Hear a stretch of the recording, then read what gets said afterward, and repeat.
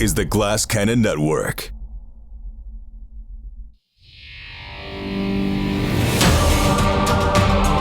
Welcome to Cannon Fodder, a behind-the-scenes look at the Glass Cannon Network.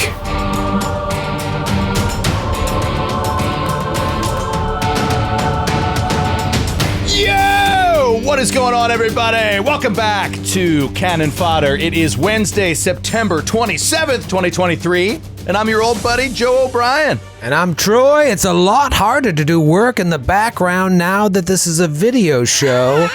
Lavallee. Finally, I've been trying to get this on video so that he can stop sending emails while I'm making strong points, Naish. Strong points! He's not even paying attention. That's your time. That's your time for air. I do enjoy the ones that people wouldn't know about, where I would ask you a question and then be like, I need to change the settings on my ceiling fan. I just get up, walk away, go over to the switch, and you just talk as if I was there. The fools. They never knew, Troy. What fools? What dummies. Look at us, back. huh? Welcome back, everybody. It is great to be back with you here on video. For those of you listening that don't know, Fodder's back on YouTube. Wait, has it ever been on YouTube? I think this is the first it's actually on YouTube. When we Twitched it, it would stay on Twitch. You know, I was cleaning up our YouTube channel the other day, and I found some old live thing that we did on YouTube, sitting on the couch in our studio. We did a Cannon Fodder live from the studio, and we were just sitting there like a couple of douchebags on the couch holding microphones. And I remember it took us at least 3 hours to set that up, and it still looked and sounded terrible. Well, we're all trying here. We did our best. We did our best. Yes, we did. But if you want to watch us do this, you can watch it on YouTube. Also, you can just keep listening, and we'll still keep giving you the great sound quality that we do week in and week out. Thank you to CJ, our post-producer, who takes care of all that. Siege. But for now, I want to talk about some big news. That's some exciting news this week. We'll also update you on the new subscription service. We've got a little We Are Stupid conversation for episode 2 of campaign 2.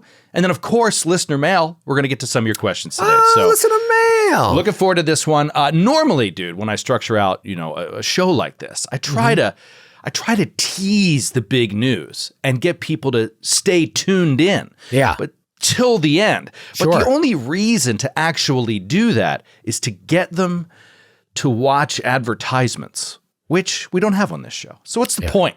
Might as well just give them the news up front and let them go about their day. Yeah. There are ads on the podcast version. There are mid-roll ads in Cannon Fodder? No, just pre-roll and post-roll. Yeah, pre-roll. That's fine.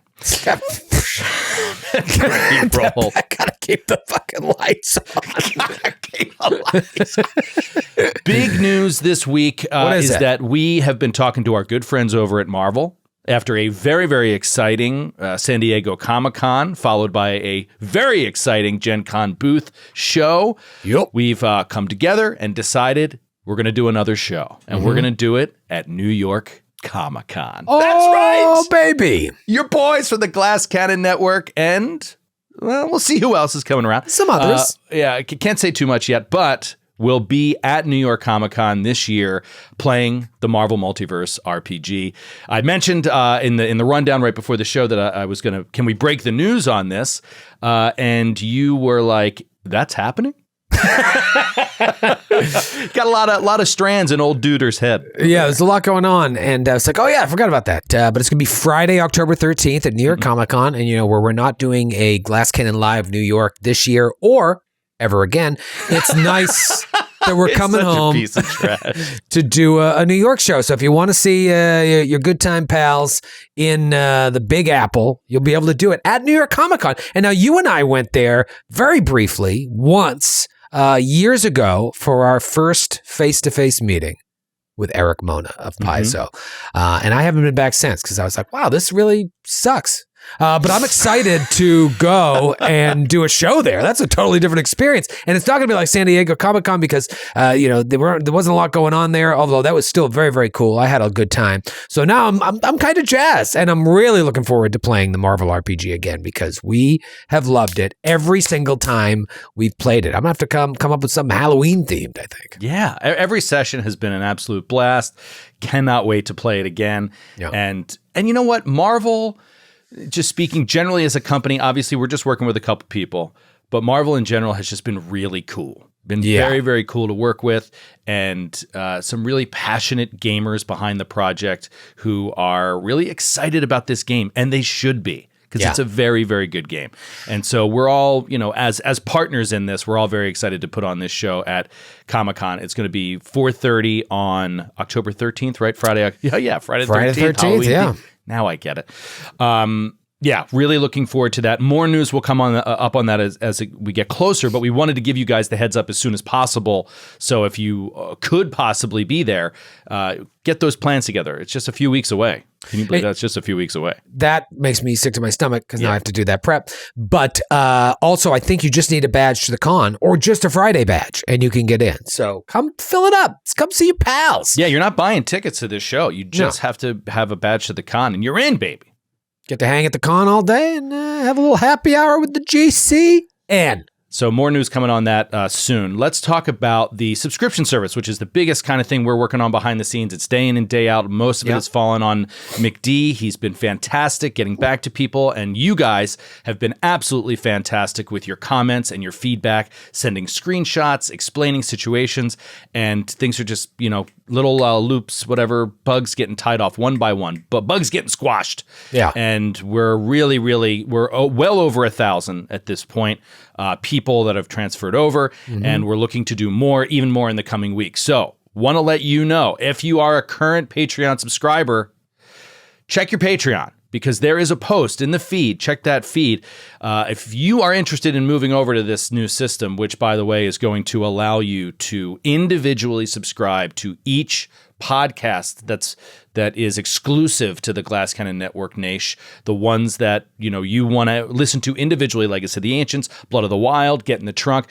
Whatever is available at your plan level, basically. Yeah, sorry. Whatever is available at your plan level will be separated feeds on your mobile device to listen to. So it's a spectacular system so far. Rave reviews across the board from the people that have made the transition. If you're interested in doing that and you haven't already, go to your Patreon, look in the feed for the post about the beta, and you can sign up to join.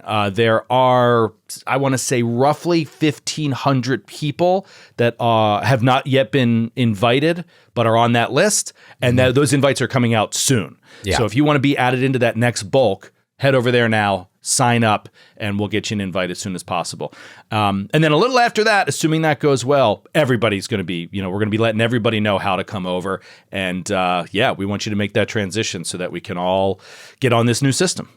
Yeah, and we'll go into more detail once it's fully public and once everything is available to everybody. But the long and short of it is, I think we're pretty close to being able to just make this available to everybody, and then eventually it's going to phase out Patreon. So we're going to give everybody enough time to come on over, but eventually your Patreon account will be useless. So if you want that content, you're going to have to come over. But we'll give you ample time. You'll have months of prep to come over, but you're going to want to jump over quick so you can jump in on those legacy prices because you'll be able to be grandfathered into the new plans. We've streamlined the plans. It's so much easier for us. It's so much cleaner. And I don't know, I'm really excited about it. And the feedback has been great. I'm most excited that I have been able to hand this over to McD now because it's a real pain in the wiener.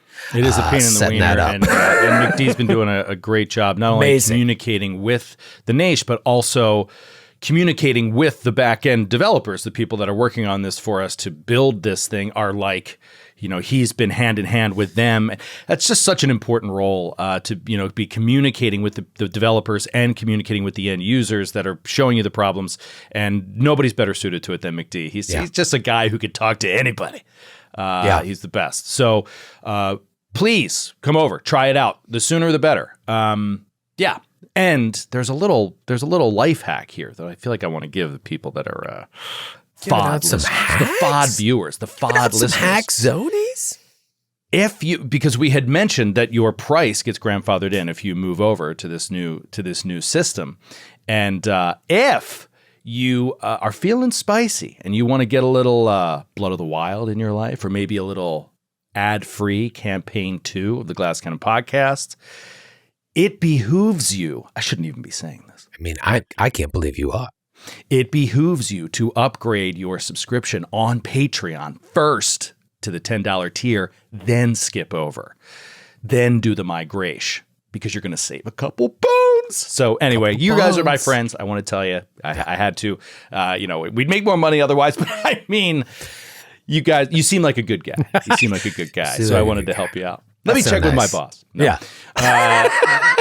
Let me just check with my boss. Okay. So fake conversation. He said we can do it just this one time. Just this one time. Just for you. You know who you are.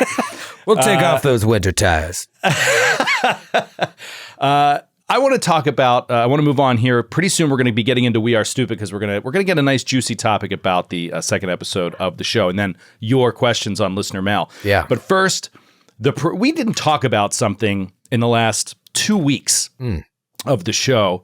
I'm sorry, since the premiere of the show, that teased out in the premiere episode and was featured in the YouTube video of the second episode, but I don't believe has been mentioned on audio at all. So audio listeners may not realize that in those YouTube shows, we teased the coming of season 2 of Voyagers of the Jump, which is I'm very, very excited about. And I just wanted to mention it here on Fodder because I feel like maybe some people don't know about this, but it's only 3 weeks away now. It's 3 weeks. Columbus Day, right? Or Indigenous Peoples Day. Is it Monday? Called. Is it released on Monday? I believe so, yeah. Yeah. Monday the 16th. Right? I know it's October 16th, and I know we're doing New York Comic Con on the 13th. That's the 9th. Sorry. It's the week after Indigenous Peoples Day. So Monday, October 16th at 8 p.m. Eastern. Get yourself ready for some Voyagers of the Jump. It's coming back, baby. I'm very, very excited. So wanted to make sure you guys knew about that. Jump for my love. Jump it. One thing. You give it to the down thing. Jump for my love. Are you done? You make it. I was waiting for you to jump in. I really love Voyagers of the Jump, and I have insider info, which is just not fair. Like, I just know stuff about season 2 that I want to share so bad, and it would just, Matthew'd be so angry. It would ruin things for everybody. You can't stop talking about it on tour. So I'm just going to... I need to tell somebody. I know. I'm like, I don't care. You don't know anything about Voyagers of the Jump, but I'm a big fan. Very excited for October 16th. Stay tuned for more info on that, more details as we get closer. Yup. Let's talk about another big release that's happening today. A release you don't have to wait for. For those of you that were waiting on the next episode of Strange Aeons, Glass Cannon Live Boston dropped today, right? Yeah, today. Are we on schedule for that? Did it actually end up dropping? Oh, yeah. Okay. Yeah. No, it's a fucking show and half the whole tour all year. How can Chicago, St. Louis, and Philly not be phenomenal? The whole year has been great. And Boston show it's right up there among the greats.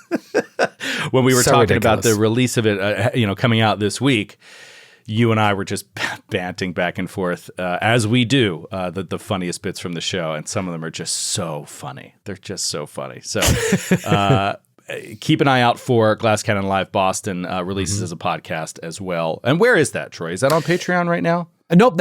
Strange Aeons is going to be on the Glass Cannon podcast feed, the publicly available feed. Okay. So it's still dropping on the Glass Cannon podcast feed. Great. Yeah, we're just part of the new transition to the new system is streamlining things, cleaning things up, not having things in 10 different places. We wanted to offer the ad-free version of Campaign 2, but Strange Aeons is now going to be available on the Glass Cannon podcast feed. And on days that we travel, like Chicago and St. Louis, when that Chicago show on a Thursday, on Friday morning, you'll be able to listen to the Strange Aeon show on the Glass Cannon podcast feed. Great. Speaking of St. Louis and Chicago, where are we at with those? I know St. Louis had sold out, and then we released a few more. Are they still available? We released like 60 more tickets, and there are 13 left in St. Louis, and it's great. They're all the bar stools at the bar, which to me is exactly where I'd want to sit. have to wait for a drink. Just go, yo, 6 more bottles of wine, please. And right there. They're so fancy, these places, too. I would be like at the bar, ordering cocktails left and right. So at 13 bar stools, I mean, get those tickets. We got to sell that out because then we'll come back to St. Louis. Chicago, we've been giving you a lot of shit, but you've been doing great. We've got over. Chicago's been showing up. Yeah, we're getting there. I think it's possible to do a sellout. If those people that went to what was it, Liberty Hall? What the hell was the place? Lincoln Hall back in the day. Hall. We used to sell out Lincoln Hall in seconds.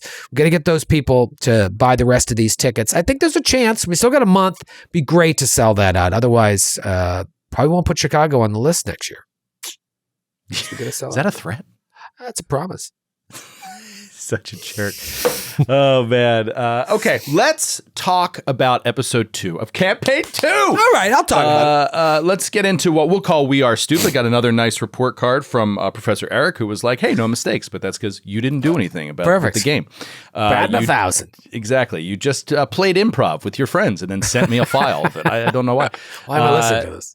Now, Professor Eric brought up an interesting point that I do want to talk about. But first, episode 2, your takeaways, your thoughts, the group first walking into, the central location of the beginning of the adventure path.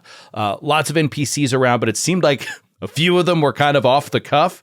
Or is Rodney Thimbledick in the book? Rodney Thimbledick is in the book. I love that guy. I wasn't joking. He was like, you'll see me again. We got to bring old Rodney Thimbledick back. But this was an interesting one because when I read Gatewalkers, and I had mentioned last week in Cannon Fodder, I thought it was kind of a weak, I hate to say weak opening. It's just a different opening. You know what I mean? There's some openings, it's just like combat. You're in combat, or like you're thrown into a situation. You've got to figure a way out, a puzzle, or this or that. This one is a very slow burn. There's a lot of backstory. The characters already know each other, and now you're being thrown into this investigation. And then the investigation is leading to something that will most likely not end up in a combat. That is kind of like a espionage thing. You know what I mean? Like, you don't want to fight these Oak Stewards, they'll fuck you up. But you don't, I like basically how you guys go about it. I have no idea what you're going to do. So it's a lot more difficult to prepare. Episode 2 felt to me a lot like a score in Blades in the Dark. Yeah. It felt very like we have this objective that's very, very clear. There really isn't a mystery ahead of us in terms of like what we need to do here. And we have a very basic understanding of the defenses that are sort of preventing us from doing that. So start the score. What's the what do they call it? The detail? Establishment role? Right? What's the detail? Yeah. Well, you give the detail and then you do the, oh my God, it's not the establishment role, but I know something like that. Yeah. It's been a while. But anyway, it just tells you how it was interesting because we did spend a decent amount of time talking about the strategy of the plan, for how to execute. Now, where we are right now, it seems successful, but you don't really 100% know. You just know that we got to the gates without, the guard knowing, and that's huge. That's huge. Yeah. So it's a great step in the right direction. But I'm curious. We've come upon this before. I'm curious as to your takeaway, just in general, about long planning meetings between players, on a show before actually going and doing it. Blades in the Dark's mechanics cut that out. Pathfinder does not. And so we really have to kind of come up with a long plan. What were your thoughts? What was going through your head as we were talking all this stuff out? Yeah, I mean, I loved it because what I was going to say is that this presented a very unique encounter in that, like, it was really left up to you guys. All I can do is kind of react to how you go about solving this situation. And so it's a lot more difficult to plan because I'm thinking like, well, maybe they'll do this, maybe they'll do this, maybe they'll do this. I could like plan out what I'm going to do if you do that. But really, I just have to improv. So I have to gotta like know what the score is, know what I feel comfortable doing, knowing how far you can push it. Because if you just came up and started fighting the Oak Stewards, I'm like, all right, well, then now we're going to get into a combat. Let's do that. So I have to know all those stat blocks and everything. But at the same time, that's why I liked you guys doing all of that planning, because it was allowing me to prepare improv based on that. It's like, okay, so they're going to do that. Interesting. All right, so maybe I'll do this. So it's different when you're in the middle of a combat, like being like, let's talk this out. Well, you really don't have that time. You have 6 seconds. Let's keep it snappy. I mean, you used to go 5, 4, 3, 2 in your games. I don't do that so much, but I hate it when like you really don't have all this time to do this planning. You should just make a decision and do it and act hope it and works. react. Yeah. With this, I was happy to let you do it. Yeah. And you're like whispering in hushed tones. Like we've seen the location. We know what the guards look like. We know something about this alarm. How are we going to approach it? And everybody's tossing around ideas. It's just always so funny too, because we're just nerds that are sitting around playing a game. Like nobody actually knows how to break into anything or like actual thievery, so it's always just so funny to watch people stumble into like how to do an illegal activity well, which is what I think makes Delta Green just so enjoyable for me to run, because it's just like these people that would never get into murdering and ditching bodies try to figure out how they would murder people and ditch bodies. But yeah, so the planning process, I was concerned would be, all pointless, because then, you would arrive and there'd be something there, or an encounter or an event that would just throw your plans out of whack immediately. So far, though, so good. Like nothing has thrown it out of whack. Everything seems to be going according to plan, and some exciting, news, at least for the players, at the end of it with the aura recorder. So I mean, it's cool, it's fun, and I like that you cased the joint too. That was great. Like you guys went there, and I was like, oh, I wonder if they're going to go there and then just do it. I'm like, I'd like a little more time here. Let's go to Patsy's. And so you cased the joint. You guys sure you don't want to go to Patsy's? You went and talked to Al Michaels and got to know, oh, these guys seem like legit. They don't seem like bad dudes. That changes how we may approach this. And then you went to Patsy's and then went back at night, and to be able to use Foundry VTT and have night and have the gates lit up and have dark vision come into play. Like that was a lot of fun. And I was excited to show that off to you guys, because they did a real great job with those Gatewalkers premium maps. So yeah, all around really, really fun. And dude, I just finished the edit on, or at least the audio portion of episode 3, and it's fun as shit. I'm excited for people to listen. Yeah, I actually don't want to talk anymore about the episode, because it's just going to lead me into perhaps foreshadowing too much of what comes. So yeah, let's save it. Let's save it for next week. But I do want to bring up a conversation starter that Professor Eric brought up in lieu of a "We Are Stupid." And the one mechanical thing that we kind of came up against at the end of the episode was the actual penetration into the area. I knew you were going to do that. That's why I chose that word. Such a child. The thievery checks, the deception checks, these things that were necessary to accomplish our goal here, to put our plan into action. We asked for an 8 at one point, and Skid mentioned that it just feels so high. The DC 20 aid level seems so high. Yeah. And I agree, but you and I typically think alike in these situations, which is usually like the developers made things a certain way because they know what they're doing, and they tested things and they know what they're doing. Yeah. That said, I also put a lot of stock in Professor Eric's extensive experience as a player, because playtesting is very important. And I feel like Professor Eric has a good kind of finger on the pulse of a lot of different people, not just his home game, a lot of different people playing this game. So his comment on aid, by the way, let's bring it up and just look at it here on Demiplane, so we can actually get kind of word for word. And I think we could also even discuss for a second here how we should approach this from a raw versus, interpreted standpoint. We discussed that it is a reaction. We discussed that it is, its trigger is an ally is about to use an action that requires a skill check or an attack roll. And then obviously the ally has to be willing to accept your aid.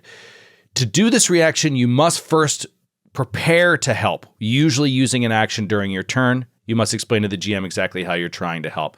First, let's address that point. I want to get a sense from you, because we had some back and forth about this on air. I think Cannon Fodder is a good area to expand on this.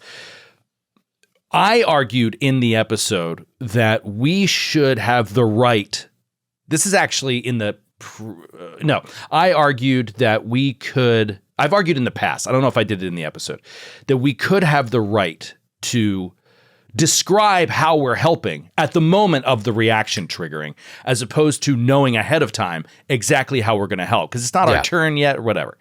what are your thoughts on that in general? Do you believe that the players must know how they're going to help at the time of their turn to set up an aid properly? Yeah, no, I think that you made a good argument, and I'm fine with that, especially where it's a reaction. It does allow for a little bit of gamesmanship, but that's okay because it's as written. You're really not reacting until you're reacting. You're spending an action. You're spending an action on your turn and your reaction. You're spending an action and your reaction. So the payment is pretty good to be able to decide in the moment because situations will change. I think the fact that it's a reaction, you shouldn't be committed to the first action because oftentimes it's not going to make sense now that the situation has changed.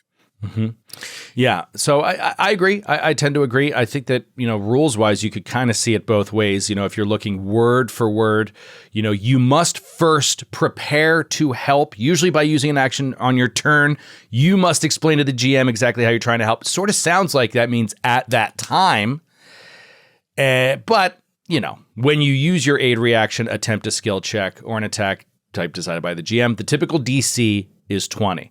So word on the street from Professor Eric is that this 20 DC is considered by a lot of experienced players to be too hard at lower levels. This is apparently a common feeling, and he knows of several groups that change the DC for the aid to the DC of the check. So it could be the AC of the creature or whatever, or 20, whichever is lower.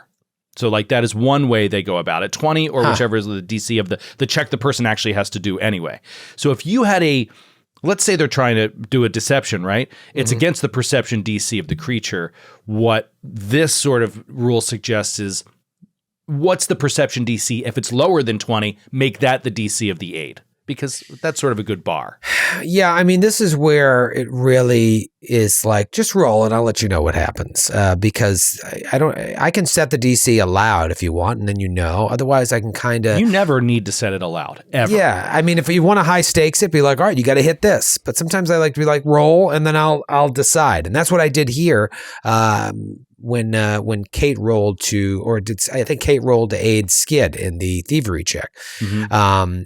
For me, going back to Blades in the Dark, the way I'm starting to think about it is what is the situation? Is it controlled, risky, or desperate? And the DC is going to change based on that. Because of the diversion that Lucky created, it wasn't a controlled situation. It went from desperate to risky in my mind. Mm-hmm. So that may have altered the DC. And I will say that without the aid, Skid would have failed the check. Now, he wouldn't have critically failed it, so he wouldn't have set off the alarm per se, but now your diversion is gone. You would have lost the diversion because that alarm only lasts for 1 minute. So now you've got to change your strategy, and it may have changed things. So I don't know. I think I was happy to have it happen, but I was prepared for it to not happen. And that's kind of where I'm at in my head right now. It's what's the situation? If it's in the middle of battle, what is the real situation? Otherwise, I'm fine with the DC 20. I'm sure the designers put that in there for a reason, but I'm happy to sway that. I'm not going to go higher than that. You know what I mean? I don't think so. Unless it's a ridiculous thing that you're trying to do. All right, you want to do that? I think that's ridiculous. In my head, I'm going to be that's DC 25. Yeah. And you can also change it based on, how powerful the characters are or where you're at in the game. But yes, usually what Eric is saying about what some people who change this are commonly doing is DC of the check or 20. Whichever is lower. So if it's above 20, you still make 20 the DC. Now, one of the main reasons he believes that people are doing this is because they like an easier game. No, actually, it's because aiding is a very strong action. It is a smart tactical action to use, particularly at later levels. An individual +1 is very important to distinguish between a critical fail or a critical hit at a lot of times. So a +1 is very important, and it's used often at higher levels. But newer players and players that are just getting started are tending to not use aid as their action because it's so difficult that they sort of forget about it and they don't get in a groove to actually use this thing that is very valuable tactically.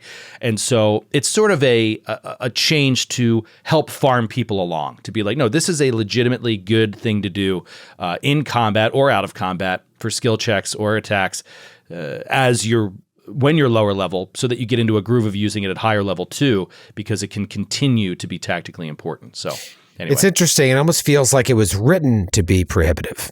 Like it was written that the developers don't want you to use it or not use it until higher levels. Yes. Well, I mean... And I wonder what the thought behind that was. I think the thought behind it was just to, make it relevant at later levels, where the 20 is so easy to hit. It's really more about, at later levels, can you crit? Because also we want to look at the differences in the success levels, right? Yeah. Because you can critically succeed. Can I highlight this? Yeah, you can critically succeed and get a +2 to the check. Yeah, or a +3 and obviously that if you're a changes master, as you get into right? higher levels, right? A master, or if you're legendary. But then this is the real... This is the one for my money. A good reason to just set it at 20 is there's a lot of risk there, right? Yeah. If you critically fail, you actually hurt the check, as opposed to 1E where it was just like whatever. And so Eric's response to that is basically what it is meant to do is scare people off from aiding in situations where they're not skilled, because you actually risk hurting the check. Whereas in 1E, there was no downside to attempting to aid somebody, and everybody around the table would just be like, I'll aid, I'll aid, I'll aid, and everybody's rolling it. In 1E, not only does it not stack, but you could be the one that ruins it, right? So if so, it's really, you want to make that choice and make it carefully. So anyway. Yeah. Thank you for bringing up that convo, Professor Eric. It's a good one. Yeah, it's cool. It's good to talk about the nitty-gritty like that, especially now where we don't have a lot of stuff to talk about. Totally. But soon we will. And because I strongly believe that aid is something that will come up nearly every episode, like at one time or another. People are always aiding people, so it's a very relevant thing to have a clear understanding of as a table about how you're going to approach it. All right, let's kick it over to our good buddy Nick Lowe. Sing us in. You were going to say lick no. Lick no. It's time to listen to mail. You gotta get your brain up on it. Time to listen to mail. You gotta cue that fucking. Thank you, Nick, for that wildly inappropriate singing music. For listener mail, great to have you guys back. Thank you so much for writing in. Remember, email us at contact@glasscannonnetwork.com with the subject line, listener mail. Woo! That's how you get your question in, and we can, choose some juicy ones to throw here up on the show. I have one here from Roger. What's up, Raj? Raj. You're already professional GMs in one sense of the word, but have any of you considered becoming the kind where a group can hire you to run a game for them? With your fame and skill level, you could charge lawyer or therapist rates, hundreds an hour. If that happens, I may as well declare bankruptcy. Also, since Joe likes TV dramas set in the north of England, particularly Happy Valley, has he seen Scott and Bailey?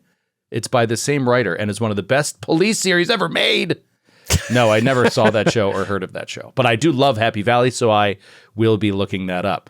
Have you ever considered doing GM for hire stuff? We've talked about it loosely. Yeah. We've never talked about it as like a business model thing, but have you ever considered just freelancing out your services? I have. I mean, have I thought about it? Has the thought entered my mind? Yeah. Yes. Yeah. I mean, from a business standpoint, we used to have the $100 tier, and that's kind of what we did. Basically, you're paying a subscription for all the content, but you were paying an added amount to have us run games. A hired GM for you. One off for you. Yeah. And it just got to be untenable, even with all of us, just because our schedules making content got to be the point where we couldn't get other people's schedules, so we stopped doing it. And then we thought, like, well, what if we offer that as a service? But it's kind of the same problem. We have too much else going on. But I do think that it could be like I'd be like a side gig. I wouldn't do it for the Glass Cannon. I'd be like, yo, it's like Cameo. It's like, make a little extra scratch for old Lavallee. I don't know. It's a fine line. I think if we started doing that, it could open up the door to a lot of nonsense, and then be like, why aren't you doing, how come I don't have you in the show? I got 3 hired games this week. It was like, well, you're an employee here. You got to take care of that shit first. You're like, yeah, but they pay really well. I don't know. Sometimes I see people do it online. I don't want to throw shade at anybody, but I'm just kind of like, it just leaves me with a weird taste, because if I were to do it, I would charge a stupid amount, and then I just feel like an asshole. But I know what my time is worth, and so I would be like, sure, I'll run a game for you. here's my final offer, and be like, there'd be a couple people to pay. It'd be great. I could pay off some college loans maybe, but I think I would just end up looking like an asshole because I see people doing it. I'm like, that seems a little gross. Yeah, I feel the same way. I've had the same thought, and I've also just thought it's not. No one is going to pay, nor should they pay, what I would have to charge to do it, just because we have so little time. And so, running a game is a lot of work. It's a ton of work outside of the hours that you're actually there. So you'd have to charge for all the hours you're preparing when you're not even hanging out with the people and stuff, or factor that into the hourly rate of the actual being there running the game. It's an interesting concept. I'm not saying I would never do it, but I'll certainly do it when I'm like an old washed up glass cannon veteran with nobody listens to anymore. Then I'll do it on the side for super fans. On the convention circuit, you make a little extra money, like an old wrestler signing headshots at a convention. There was I don't want to say this. There was this group that asked me to do something like this. And it's pretty well known. It's like, hey, we'll pay you to run these games, and I was like, okay, I see a lot of people do it. And then when I saw what they pay, I was like, absolutely not. That is so much work to do this. I don't want to, I can't, I've got a full-time job as doing this company. I can't go do that for that little amount of money. No way. I think that if I were ever to do it, it would be cost prohibitive.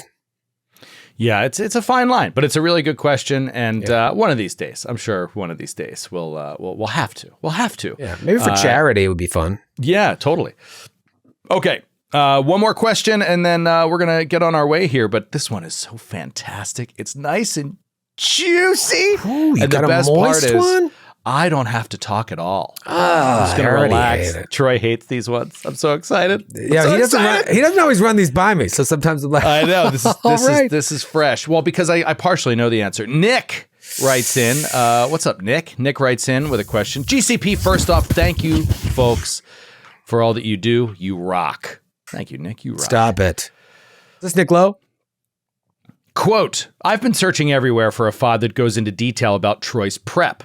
I found an article online. Do you remember that? I found an article online, but that seems like it was from ages ago, and you all have grown so much since then. Is there any way we could get a look at Troy's prep notes for a session we've listened to? Or just a real good breakdown of how the man himself gives us such amazing content? I'm an aspiring DM, and I'd love to know what happens behind that GM screen. Thank you, Nick. Nick, well, first of all, I can answer the question for you. Could you get a look at Troy's prep notes for a session? I don't get a look at Troy's prep notes for a session after we've played. No one will ever see it, right, Troy? Yeah, no, I would never share my notes. Pay no attention to what happens. Horribly inappropriate things written in there. Yeah, it gets dirty. Pay no attention to what happens behind the curtain. I wouldn't want to share my notes. I don't think that. I'm sure it would be helpful to see how I do things, but that's kind of like that's my proprietary John. I do think it would be interesting to talk about it, and we do sometimes. I think we'll get into it more as we get back into this form of canon fodder, when we get into the nitty-gritty of like how I'm prepping encounters and prepping certain set pieces for Gatewalkers. But I don't know. It always comes down to bandwidth. Like I've thought about doing like a daily or even a weekly show that is just like talking Game Master stuff.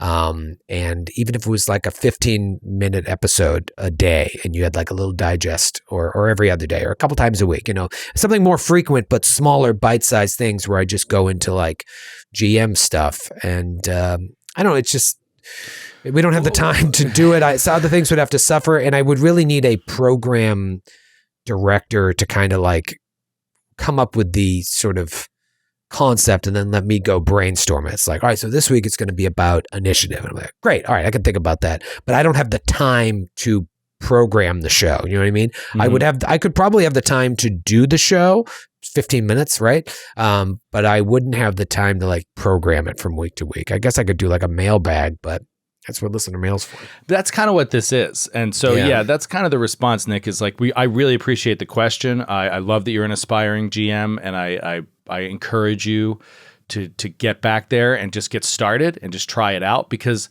the reality is you can never just like read something and know how to GM. You can never hear an episode of Fodder and know the secrets to how to make your game better. Not only is every game so unique in terms of the players and the chemistry and the game you're playing and the setting and the system that you have to bob and weave in a lot of different ways. But when it comes to wanting to know a given GM's style, strategy, approach to prep, there's no way they could just lay out in a simple answer in a show what they do to prep for a game. It really is about, like you said, Troy, I think it's a great idea, small tidbits, small segments. You would have to take 15 minutes on each different aspect of a game, of each different kind of game you could be playing or each different kind of situation or scenario you could be in, which could be hundreds of different little scenarios over the years that experience has taught you, oh, in this situation I do this, in this situation I do that. This is a perfect example. Earlier today we were talking about the approach, the players discussing, the engagement roll, that's what it's called. The players discussing the approach to the score that we had in episode 2. As a GM, you're giving us some insight to what you're doing. You're sitting back there picking apart the plan and not necessarily just thinking about how to break the plan. That's not necessarily what you're saying or what you're thinking. What you're thinking is like, how can I make this an interesting set piece for this plan? How will I react to this plan and make it a fun show for everybody? Like, you got to always be listening to the players in detail when they're talking to each other and thinking about how you can jump on little things that they say to expand their fun and give them opportunities to shine. And that's just, one little thing that comes up today, but that's not something you would mention in a macro view of how you game. So it's very like, you got to take it case by case. You got to keep listening to the FOD, and these things are going to come out over the course of campaign 2. Yeah. And I could tell a novel about like how I prep Gatewalkers versus how I'm prepping season 2 of Time for Chaos, because I'm in the middle of that prep. Like Gatewalkers, I'm kind of like ahead on my prep. And so I've prepped up through section 1 of book 1. I feel pretty confident with that. And then a day before a recording or a couple days before, I'll look over those notes. And then day before, I really dig into what I think you guys are going to do. But I've have a lot of that prep done. Eventually, I'll start prepping the other sections to get ahead as well. Whereas Time for Chaos, it's like I know where the players are going to go next. I've got to now prep that whole chapter, essentially, as a whole different fucking beast than prepping a Pathfinder adventure. While I also use very similar setups, I just use Google Docs, for example. A lot of people like to use OneNote. Other people like to write it all out, which seems crazy to me. I could certainly, there's a lot to talk about, but everything is its own, everything comes with its own approach. Every game, every show, every session, episode. I don't have, there's not one formula to how to get this done. I prepped seasons 4 and 5 of Get in the Trunk wildly different than I prepped seasons 1 and 2. It's just over time, things change. You adapt to certain scenarios, certain players, certain games. So, not to give a non-answer, but the point is just, get back there and start GMing. Stop waiting for some light from the sky to tell you how to do it. There is no guide. Any Dungeon Master guide out there is a fantastic resource that you can read but when you finish reading it, you're not ready. Like, you're not just like, now I'll do it great. The only way to do it great is to get in there and do it and keep reading these books like reference books as you come across situations and scenarios and keep going back to them. You can't just read it once and think that you have what it takes. That also sounds weirdly not what I mean. I just mean that, like, you're always learning. You're always improving. You're never done figuring out how to GM. That's all. You only learn by doing it. Like, you're not going to learn from a book. You'll learn tips and tricks. And then, like, as you're going, you can listen to shows like this and be like, oh, that's I never thought about doing it that way. Like I was telling last week about how I roll some of my secret checks. You were like, oh, that's a cool idea. Maybe I'll use that. Yeah.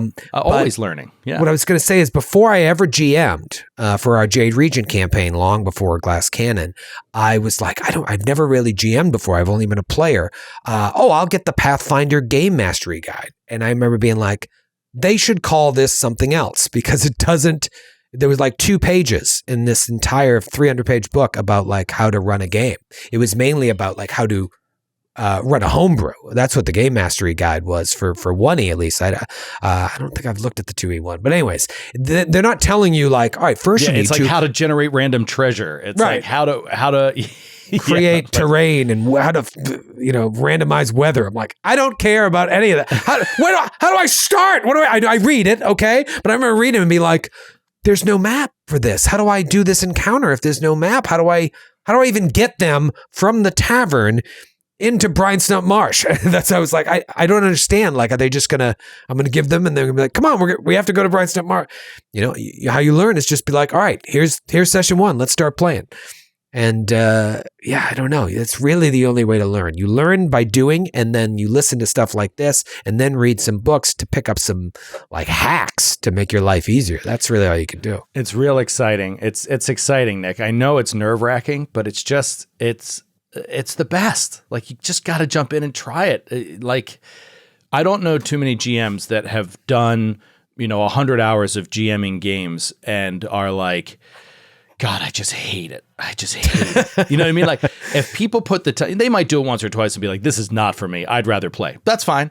But if people put time in and really just like want to GM after a while, like they very rarely are like, ugh, I just want to play. I don't want to GM anymore. Like, most of them end up loving it and being addicted to it. So like, trust me, try it out. You're going to enjoy it. And you're going to mess up. We all do. You're going to learn. We all do. We still are. It'd be really fun. But with that, we're going to call it this week. Thank you guys so much, as always, for coming out, hanging out, watching us on YouTube.